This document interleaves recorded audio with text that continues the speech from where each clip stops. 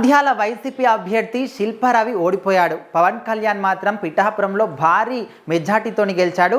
So శిల్పారావి ఎవరైతే ఉన్నారో నంద్యాలకు సంబంధించి అక్కడ బన్నీ ఆయనకు మద్దతుగా ప్రచారం చేయడానికి ఆయన ఫ్రెండ్ కాబట్టి వెళ్ళాడనే విషయం ప్రతి ఒక్కరికి తెలుసు.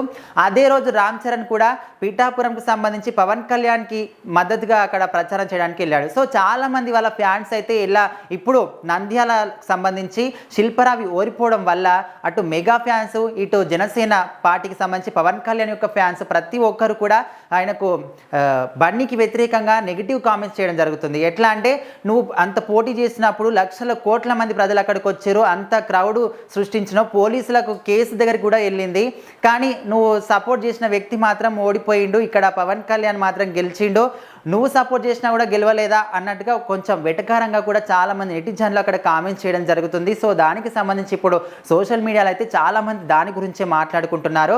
సో నువ్వు సొంత మామయ్యకే సపోర్ట్ చేయకుండా ఫ్రెండ్ దగ్గరికి, అంటే ఫ్యామిలీని వదిలిపెట్టి ఫ్రెండ్ దగ్గరికి వెళ్ళి ఆయనకు మద్దతుగా ప్రచారం చేయడం జరిగింది. కానీ రామ్ చరణ్ చూడు తన సొంత ఫ్యామిలీ దగ్గరికి వెళ్ళి ప్రచారం చేసి ఆయన గెలిపించారు. సో ఇప్పుడు నువ్వు సపోర్ట్ చేసిన వ్యక్తి మాత్రం ఓడిపోయింది అన్నట్టుగా చాలామంది కూడా చాలా రకాలుగా కామెంట్ చేయడం జరుగుతుంది. సో దానికి సంబంధించి ఇప్పుడు మనము చూస్తున్న ఈ పిక్చర్, అంటే ఈ పిక్చర్ మాత్రం ఆయన నంద్యాలకు వెళ్ళి అక్కడ వాళ్ళ ఫ్రెండ్ ఇంటికి వెళ్ళినప్పటి పిక్చర్ ఇది. సో దీనికి సంబంధించి ఇప్పుడైతే విపరీతంగా ట్రోలింగ్స్ కూడా జరుగుతున్నాయి బన్నీకి వ్యతిరేకంగా. చాలామంది మెగా ఫ్యాన్స్ కావచ్చు, ఇటు టీడీపీకి సంబంధించిన వాళ్ళు కావచ్చు, ప్రతి ఒక్కరు కార్యకర్తలుగా కూటమికి సంబంధించిన వాళ్ళు, ఇటు మెగా ఫ్యామిలీ అభిమానులు ప్రతి ఒక్కరు కూడా ఇప్పుడు బన్నీ మీదనే పడుతున్నారని అనుకోవచ్చు.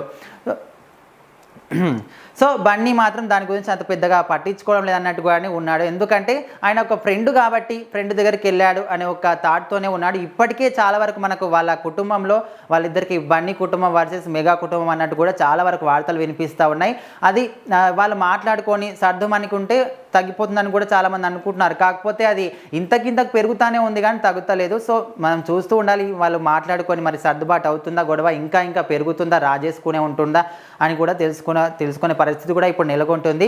సో ఖచ్చితంగా ఇప్పుడు మాత్రం ఆయన ఇలాంటివి పట్టించుకోవడం లేదని తెలుసుకోవాలి. అక్కడ వైసీపీ శిల్పారావి మాత్రం ఓడిపోయిండు, పవన్ కళ్యాణ్ మాత్రం భారీ మెజార్టీతోని 100% రిజల్ట్తోని గెలుపొందిన విషయం ప్రతి ఒక్కరికి కూడా తెలుసు.